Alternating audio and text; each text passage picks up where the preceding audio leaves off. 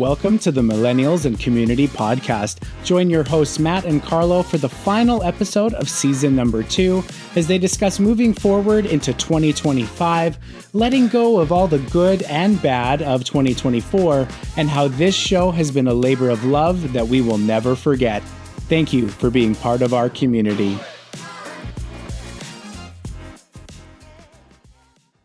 We're bringing it back. Fireball! Okay. Hello, everybody, and welcome to another episode of the Millennials and Community Podcast. We better get this party started because Matt is singing Pitbull, and I am terrified for my own life. That's a bit of an overreaction, isn't it? I can't think of many better songs to celebrate the end of an era than Mr. 305. This is true. And for those of you that have been watching this show, my name is Carlo. That is Matt. And why does Matt say that this is an end of an era? Well, we have decided that after this will be our 46th episode. Was that including like our Infomax and stuff like that? Yes, but not including the preview. So, 46 plus or minus. Okay. So after 46 episodes and 2 years of doing this show, we have decided at this point to take a little bit of a step back from the Millennials and Community Podcast. Now, we're not going anywhere. We're still here. We're still friends. Yeah, we're still friends. I don't think anything could stop that. We are just going to take a step back from the show. The episodes are going to remain up. You guys can listen to them. You can watch them. You can share them. We hope that you really do. We still want to interact with you through our socials and our Discord. But we've decided that at this point, we've said most of what we came out here to say. And we're going to stick around. If there's, a special topic or something important that we want to talk about, you might see an episode pop up. So please make sure you stay subscribed and keep the ball rolling. So this episode is all about a new year and a new community, because even though we're recording this in August, this should be coming out right around the end of the year / the beginning of the new year. So our opening icebreaker, Matt. How do you like to celebrate the end of an era? Yeah, I think for me, the way that I like to celebrate the end of something is, and it seems a little bit kind of like self-descriptive, but just by acknowledging the thing. I think so often we're so quick to move into what's next that we don't often take the time to celebrate and appreciate what we have done and what we have accomplished. And so I really like to even just take a moment. There's a couple of ways I do that. Sometimes it'll just be like standing up, taking a big deep breath, big fist pump in the air. Sometimes it'll be pouring myself like a drink to celebrate, but almost all the time it is with spending the time with somebody that was influential in that journey for me, or a group of people that I care about that I know will be keen to share that celebration with me. Yeah, I think that's a really great idea. I am somewhat partial to PowerPoint slideshows. One more time. Like slideshows. Like when you graduated from school, there was a slideshow to show, pictures of you in the hallways with your friends. And when people get married, there's the slideshow that goes through like from when they were a child to meeting this person that they're now marrying. It sounds so ridiculous, but I find them so adorable. And like, as I'm watching them, I always get a little teary-eyed because, I remember. And on a turnable, the fork stuck in the road. Yeah, exactly. Like I can see the tear in your eye already, just singing a little bit of Green Day. So now I'm not saying I'm going to put one of those together for this show, but what I am going to say is that in the lead up to this episode, I've been doing, or I will be doing a lot of editing, remastering of some of our old episodes, doing some social media short form clips. So I'll be spending a lot of time working on our show for the next few months. And that is going to feel really nice to me to kind of bring it all together and kind of, appreciate what we have accomplished and what we've done here, because I'm very proud of what this show has turned into. And I think it's just been the coolest thing to kind of do together. So. Yeah, I agree. And I think that it's appropriate that the end of our second season is kind of coinciding with the end of the calendar year. And to me, there's something so powerful about the new year in terms of a really good opportunity to reflect on what's happened in the last year, but also to think about and dream about and get excited about for what the year to come has been. And even more so than that, I mean, look, we're going into 2025. Can you believe it's been 25 years in the start of this new millennium? Yeah. Like, that is absolutely incredible.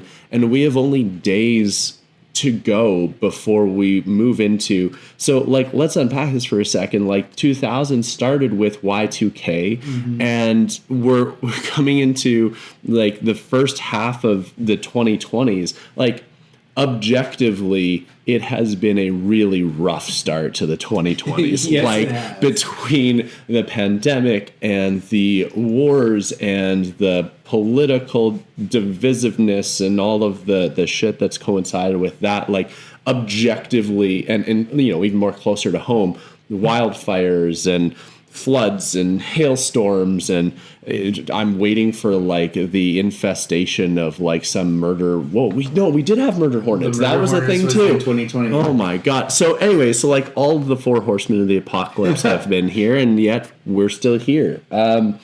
So it has been, when we look back on the last 5 years, let alone the last year being as like having so much to contend with in terms of like things in our world, to have the opportunity to celebrate cool things and to use those celebrations as the catalyst to show and demonstrate optimism and excitement about what's to come, I think is really powerful. Because I don't know about you, but like, as I look towards the rest of the 20s, and boy, I hope I don't end up putting my foot in my mouth on this, but I'm like, can it get any, it couldn't get any worse, right? It could. Crickets. Yeah. Cheap. Those aren't crickets. So I guess we wanted to take the chance to do two things in this episode. We wanted to do the chance to really, in our way, celebrate. Yeah. In our way, celebrate the fact that we've gone on this adventure and we're two dorks that are like, hey, let's do a podcast. Just apparently I found out like every other dude in their like early 30s. And yeah, well, here we are.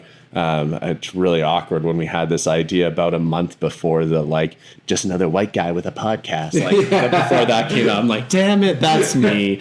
And anyway, so wanted to celebrate the fact that we've been doing this together for the last couple of years, and that's really exciting. But also want to have the chance to talk about how we like to treat the new year. Like, we often think of like the new year as like, I'm going to get back in the gym, or I'm going to make these resolutions, or I'm going to do these things.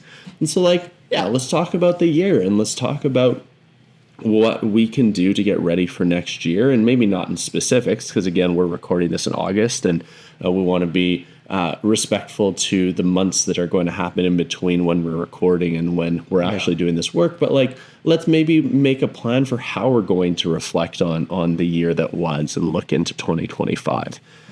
So when you think about endings and beginnings, what comes to mind for you? Well, I know for many people, an ending can be sad and a beginning can be scary. And I can totally see why that's the case for a lot of people, myself included. I feel that way about certain things. But I think it can be important to kind of shift your perspective on those kinds of things, because an ending is an opportunity to celebrate all the things that happened, whether they were good or bad, and the experience that gave you. And I said this on a previous episode where, we talked about the idea that walking away from something, the ending to something, is just an opportunity for a new era of growth, right? So I think when we think about our endings and our beginnings, instead of them being sad and scary, they should be celebratory and exciting. And again, it's a little bit of a shift to have. So when you look at it in the year is coming to an end, it gives you this opportunity to look back at all of your successes over the year, some of the hard-won lessons maybe that you had, some of the great experiences that you had, and then turn around and say, how can I make next year even better? Yeah. Right. And if it was a crap year the year before, that shouldn't be too hard. If it was a great year the year before, can you just imagine how good it would feel to have an even better year than that? Like, there's nothing to be sad about, really. It's just the march of time, right? What when you think about a beginning and an end, what comes to mind for you?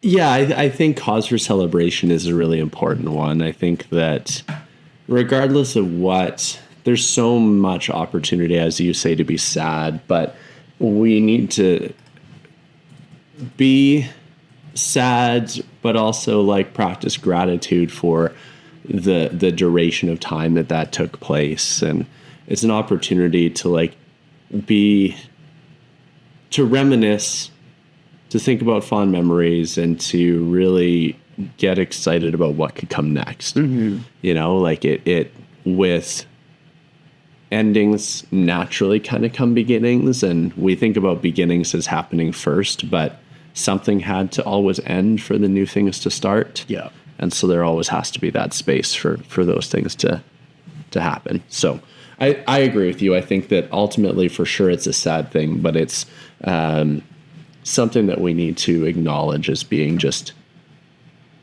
a part of everything that we do. Yeah. If we didn't have the march of time, if we didn't have the changes, can you imagine how boring life would be? Right? Like the same thing over and over and over again, right? But each new passing year is an opportunity to grow a little bit further. It's an opportunity to try and experience something new. I think for me, New Year's rolling over, like you mentioned, we set our resolutions. I've never really believed in resolutions, but for me, that new year is an opportunity to set new goals for myself, right? And you might go, well, what's the difference between a goal and a resolution? A resolution is tied to a silly month of a calendar. A goal is tied to personal accountability. A goal never ends, but for some reason, you know, again, being a big gym guy, every January, the first few days of January, the gym is packed. But then by mid-February, it's the same people you've been working out with all year, right? And part of that makes me sad because you want to see people succeed, but you know that the only reason that these people don't keep coming is because they decide to tie it to the calendar flipping over a year rather than a distinct change to want to grow, right?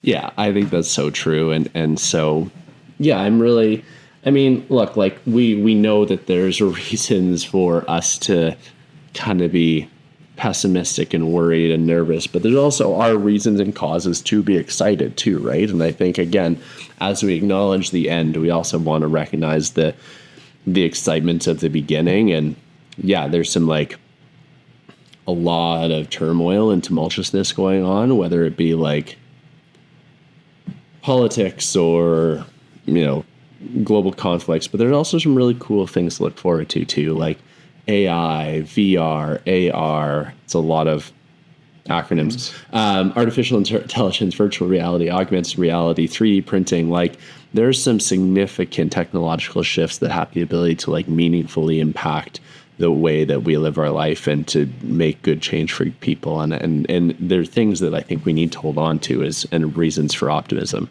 Yeah, so let's dive a little bit deeper into them and why we might have some optimism out of these things. So is one of those things on your list? Pick one and give me a reason why you think you should be excited about it. Well, I'm going to steal 3D printing on you. Do it. I know much less about it, of course, but you know, I think that something that's coming up is very exciting is the idea of 3D printing houses. And again, admittedly, I don't know a ton about it, but it is something that to me is such an exciting development in a country that we live in that is such a significant housing crisis.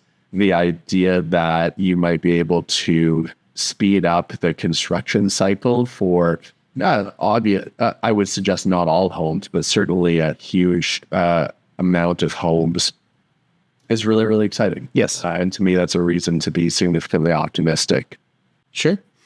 And for those of you that haven't seen a house being 3D printed, watch a couple of YouTube videos. It's super cool. Obviously, they're not 3D printing out of plastic. It's usually concrete or an aggregate of some kind. But Matt's right. Like, we are going to see out of necessity, I think, a lot of these smaller, more utilitarian style homes popping up, just so that we can get them out quicker and we can have people have a house at a more cost effective kind of level.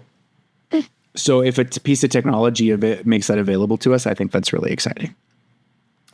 For me, I think AI is an area that really excites me.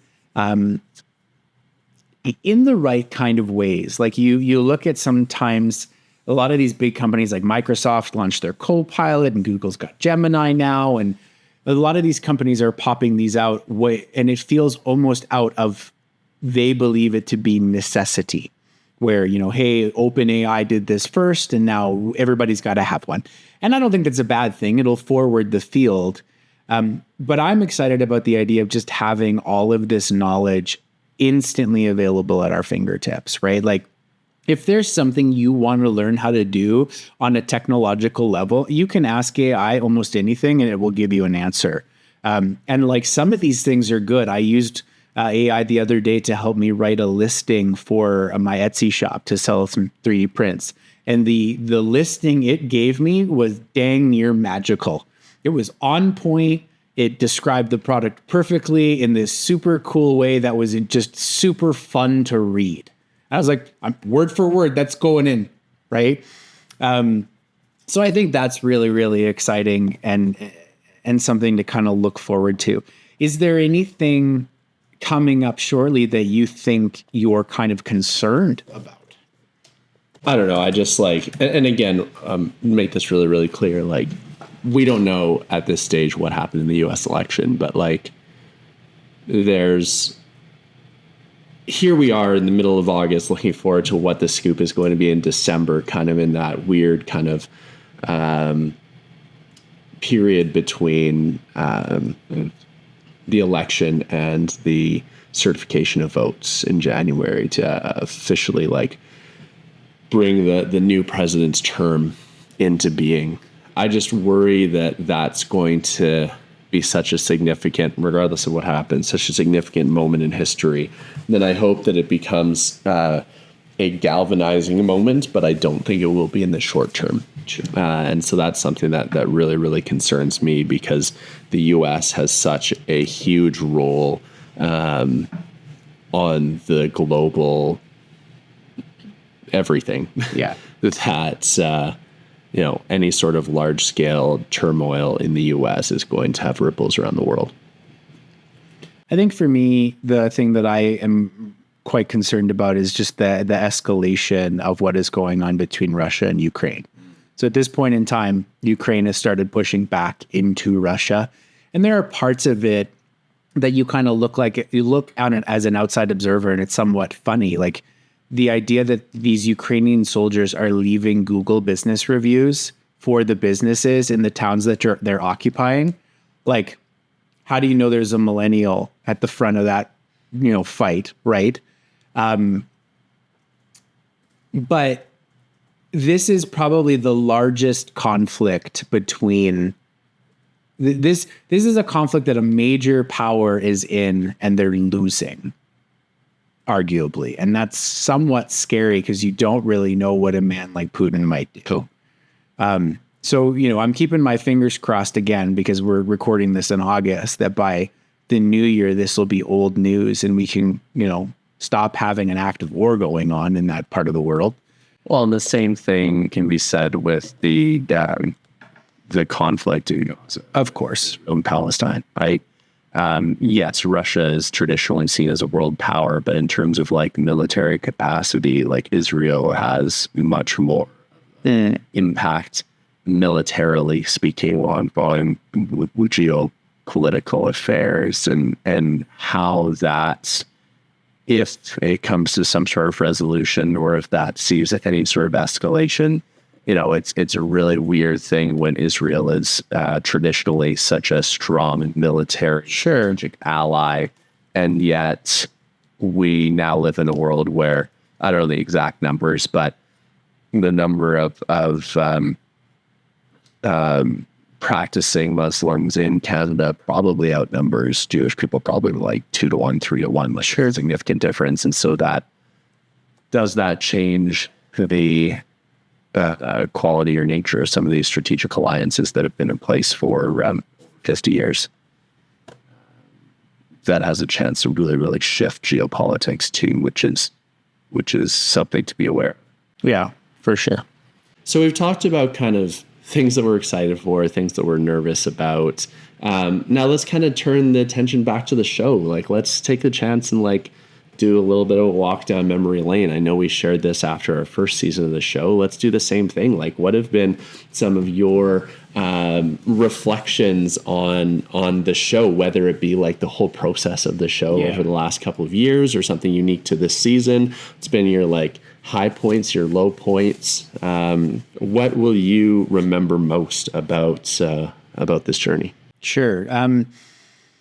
The show's been a blast. Like, getting together to record and have these amazing conversations with you has been very, very fulfilling and rewarding. The conversations I've been having with people that listen to the show, that really, really enjoy it, and they want to have a version of their own kind of conversation based off of our topic. That's super rewarding. I think the work of doing the editing, learning the social media side of it, all of that kind of stuff has been very challenging. The idea of creating a podcast that doesn't get drowned out amongst all the other podcasts is really difficult. And like, I say that knowing that we kind of have been drowned out. We haven't really found, an audience base. And don't get me wrong, we love all of you guys that are listening and watching, but we haven't really grown as big as I might have initially hoped. And I know that could be a thing that's based off of time and luck and all sorts of stuff, but it's been this very challenging yet very rewarding learning process. And one thing that I've kind of had to self-reflect on when it comes to this is this idea that just because we're taking a hiatus and stepping back for now is not us giving up. Yeah. Right? In the first season, I shared the idea of as long as we make it over 21 episodes, we're going to set ourselves apart from 90% of all the other podcasts. And now we've gone 2 years, and that probably sets us out even further. And I think that's something truly to be proud of. But just like we said in our walking away episode, sometimes you have to bring an era to a close to allow for an opportunity to open up in other areas. And we're going to talk about that in a little bit. I think what each of us kind of has planned with some of the time and energy that we're going to reclaim. And to me, it's just been really, really nice to have this platform to speak open and honestly about some things. And it's also kind of really fun when somebody says, well, what do you do? What are you all about? Well, I have a podcast. You do? Cool. Tell me about it. That's kind of a fun thing to say. So it's been really rewarding. I've enjoyed my time doing this. And, again, we're filming it in August, and I still have so much work to do to get these next episodes ready before the end of the year here. And I'm excited to do it. I'm excited to kind of like refine my process a little bit more and hopefully create something that you guys are going to enjoy every episode and that you'll want to come back and listen to even when we don't have new things coming out. Yeah, I love that. I'm totally agree on all of that. I think that this season again has provided like so much fun. Like, I think about some of the episode topics that we tackled and then some of the hilarious fun that we've had in between. And some of the episodes that stick out for me, the episode on power and privilege, the episode on escapism, these ones really stand out. Kind of our little foray into Infomax, and I don't think we did as many as we kind of expected to, but it's our contribution to helping people try to be informed as they can on certain issues of the day. I think it did definitely. It got tough to schedule, which, we knew, and it definitely didn't get easier in that regard. But also tough to figure out what to share that was meaningful. We said a lot that we wanted this to be a place where people would come and give us feedback, give us things to talk about. And we certainly got lots of positive feedback, but we didn't get a lot of feedback that gave us kind of a direction that we could leap from. And so, left to our own devices a bit, which was nice because it meant that we got to talk about things that we're passionate about. But I also can't help but wonder if we missed the mark with a potential audience just because we just, weren't sure which path to walk on, or what to go deeper on, or what to kind of stay at a more broad level on. So I think about that a lot too. Sure. And I think there's something to be said there, because we really wanted this show to be a community, right? Like we have the Discord, we have our socials. It was like we were trying to create a show for a community that didn't yet exist. Yeah. And there's some challenges in that. There's a lot of front-end loading you have to kind of do. So I don't think it's necessarily a shortcoming, or that we have to like focus in on the idea of like a missed audience. But it definitely felt like we were trying to do something grander than what maybe we were ready for. And I don't think that's a bad thing. I just think that it meant it points to the kind of vision that we have for this show. And, who knows, maybe one of these next 6 episodes will completely tick off and our audience will grow massively, or there'll be something that we do in the future that allows this to finally gain some traction, and we'll reevaluate at that kind of time. But, I still think we did some really cool things with the 46 episodes that we did. Yeah, I agree. And it's something that I'm really proud of. Creating 46 episodes, unique pieces of content. That's what, like 25 to 30 hours probably of content. Like, that's a significant amount of thought. And so it's really something that I'm quite proud of, to be able to say that we were able to do that. I think that's really, really cool. And so I guess now what's next? I mean, we've kind of talked about what's next for the show, in the sense that we're taking a break and putting the show on hold in terms of recording new content for the time being.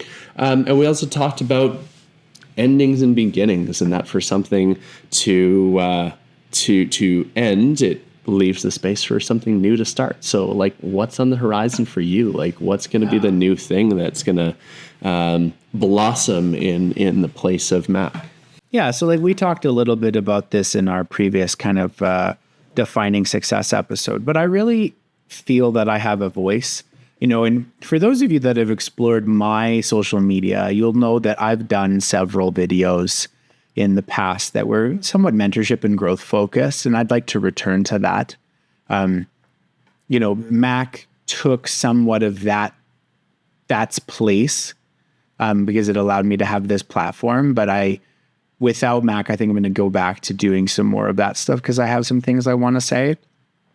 I'm going to, start doing a lot more financially education kind of based content as well, because I believe I have a lot to offer in that area. And that every time we've kind of broached that subject on this show, the response has been really good.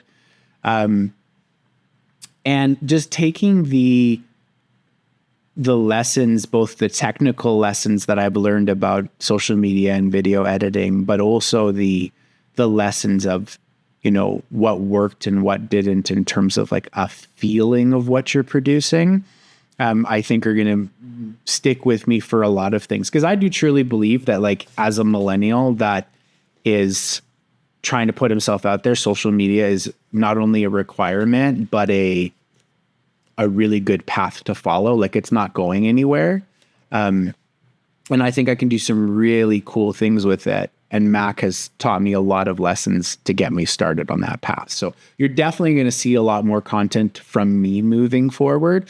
I would love to be able to still foster our community moving forward. So like, if you want to, hop into the Discord, and I would encourage everybody that never checked out Discord, because there was a lot of you that never did, just hop in there and and kind of check out what we have in there. It's another thing I'll be working on over the next few months, is getting that filled out a little bit more. So yeah, there's some cool things coming from me. What about you? Yeah, I mean, as we heard in the last episode, this is one of a couple things kind of evaluating what my next steps are. Recently, I've started learning how to DJ. And it's just, to me, it was a really natural fit in terms of like my background with music, and some of the other professional things that I do in terms of like motivating and emceeing parties. And it was just kind of the natural fit for me to add this to my toolkit. And to me, like DJing, I think can be a part of the solution to the question of how do I continue to connect to people and create fun spaces for people using the medium of music. And that's something that I'm really excited about exploring and continuing to do. And there's a number of other professional endeavors that are in the hopper, and I can only imagine in the next 3 months kind of what those are. But I am also I am also looking forward to reimagining what the next couple of years look like in terms of my professional speaking business and the work that I do. And, you know, I have a number of clients that I work with that have booked me for several different engagements that I'm really, really excited about. And I always get wonderful feedback when I do get the opportunity to give engagements, speaking engagements. But I haven't actively promoted it. And I'm just curious what might happen if I actually actively promote some of the stuff that I do and what some of the runway is there. So there's definitely a lot. But I'm also just kind of looking forward to next year and just living and hopefully out of the shadow of some of the like gross things going on, but also just continuing to establish like who I am amidst whatever might be going on in the world around me. Yeah. That's a big part of my feelings too, is that it feels like the last couple of years have been overshadowed by a lot. Like I never anticipated that this pandemic would happen, but then it would linger with us in so many different ways for like the last 4 years, right? Like not only is COVID still lingering in terms of like an actual condition or an actual sickness, but like the repercussions of it, the cost of living, the antisocial behavior and discourse that we see in a lot of people, the upheaval, the people that are, you know, freedom rallying and all that kind of stuff. Like it's a weird world we live in now. And I think the further we can distance ourselves from some of those problems, the happier I'll be. And, you know, of course, in 2025 is also the year I turned 35.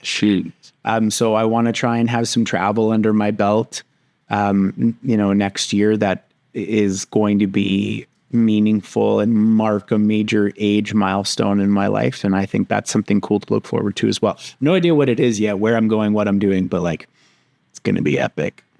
Very, very cool. Yeah. So let's take us home then. Let's bring us into the Make Actions Count section. And, you know, I've got a couple of suggestions for like activities that you can do to help facilitate some of this reflection. And then, you know, looking forward into the next phase or the next season or the next era. Yeah, if you're a Swiftie, maybe, I don't know, is Taylor Swift still going to be a thing in 3 months? Just kidding. Obviously, that's going to be a thing. Careful, you're going to get a Swiftie canceled. Yeah, don't want that. So I've got a couple of things, but I mean, what is it, like, what are you going to recommend for everybody to do in terms of like a way of thinking about what was in the past year or 5 years, if we want to think about the half a decade, and how we want to think about moving forward in a good way into the new year, new season? I think something that I've found a lot of value in, and unfortunately I've lost a little bit as of late, but want to reclaim, is the concept of journaling, right? Like if you could set aside an afternoon for yourself as this year rolls over to say, I'm going to sit down, I'm going to write all of the things that were major to me in this year, whether they were good or bad. Don't stress too much over it, trying to remember every single little thing. Because the funny thing about reflection is that if you don't remember it at the top of your mind, it wasn't as big of a deal as you thought it was. So that's kind of its own little reflection for when you're circling back around it. And maybe, a week after this, you're going, oh, I forgot to write that in my list. Well, I guess it wasn't something I should have been so concerned about. So like taking the time to like write these thoughts down is way more impactful than just like thinking about them in a passing glance, I think. And then also spending the time to write down, well, if this happened last year and I was dissatisfied with it, or I was satisfied with it, what would be a step up from that for this next year, right? Like if you had some really great travel in 2024, what could be some travel in 2025 that would top that? If you had a heartbreak in 2024, what would a new relationship look like? Like just improving on all of those things and not necessarily setting a goal for yourself for it, but opening yourself up to the possibility of what you feel you actually want out of those wins and losses. Yeah. Because often life happens to us, but we never really take the opportunity to say, well, if I was the designer of this, how would I have had it happen? Right?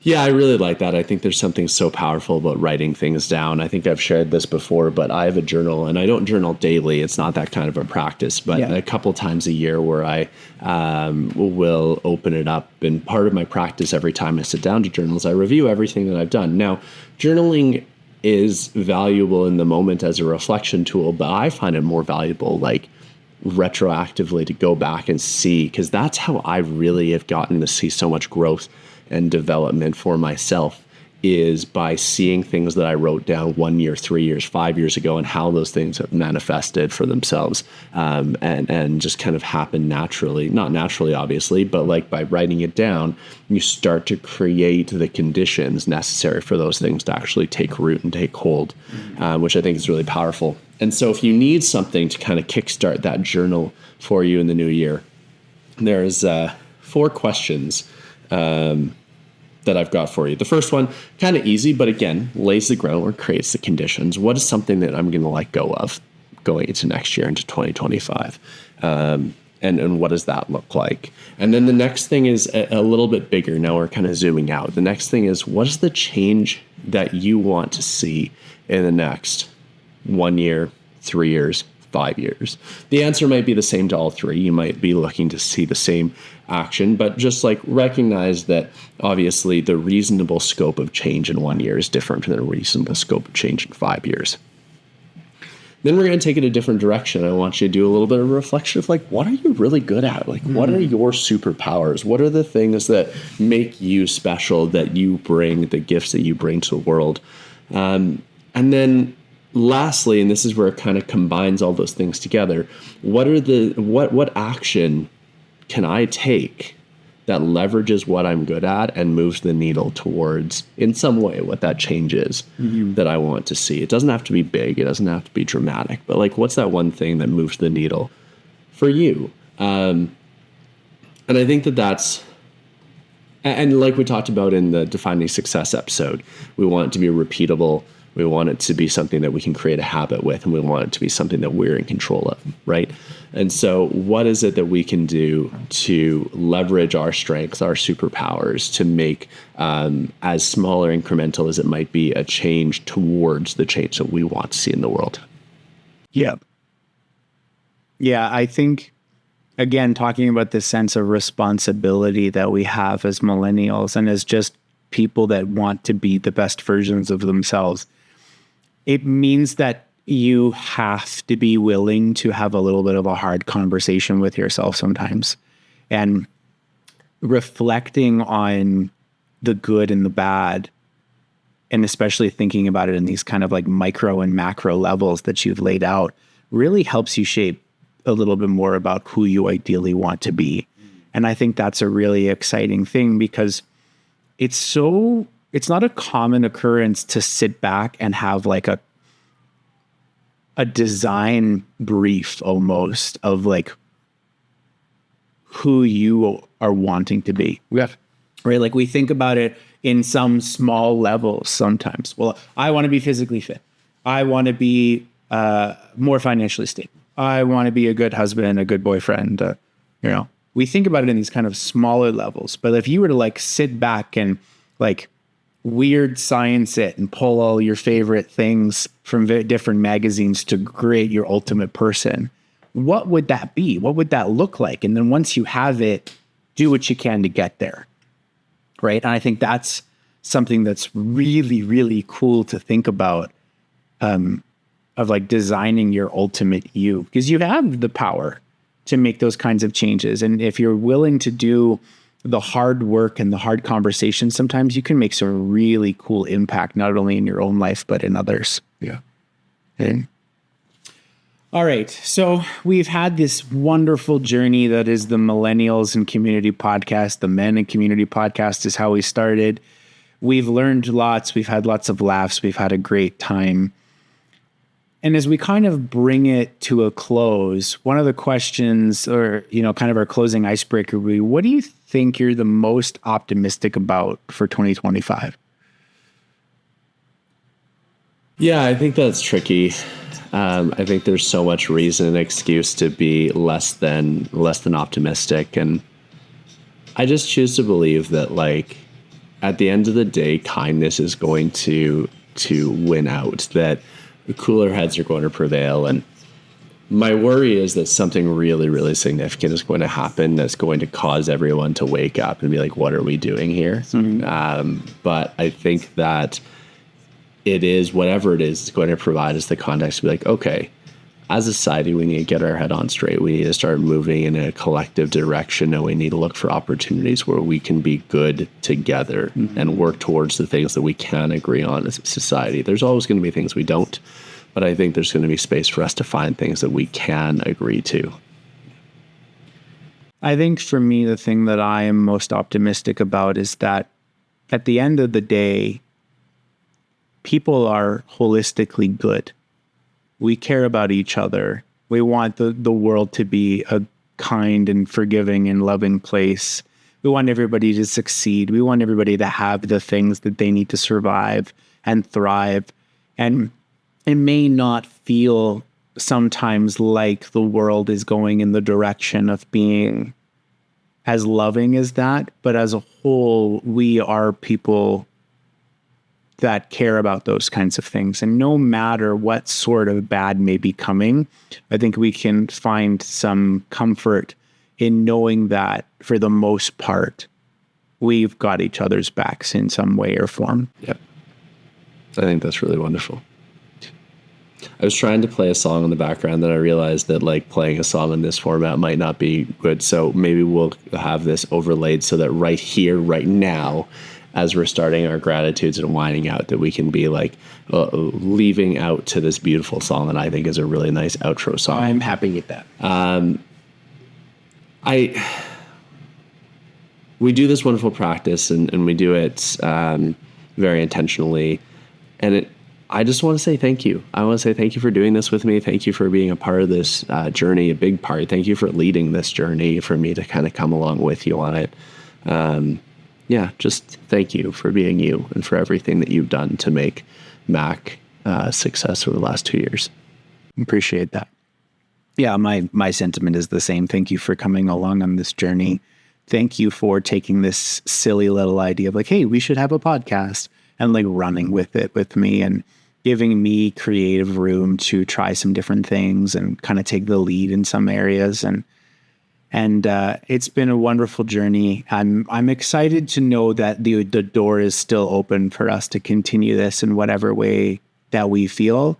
And I'm very grateful to the people that did listen to this show and that, gave us feedback and shared, what their thoughts were on certain things, because that meant the world to know that there were people listening and they were genuinely caring about what we had to say.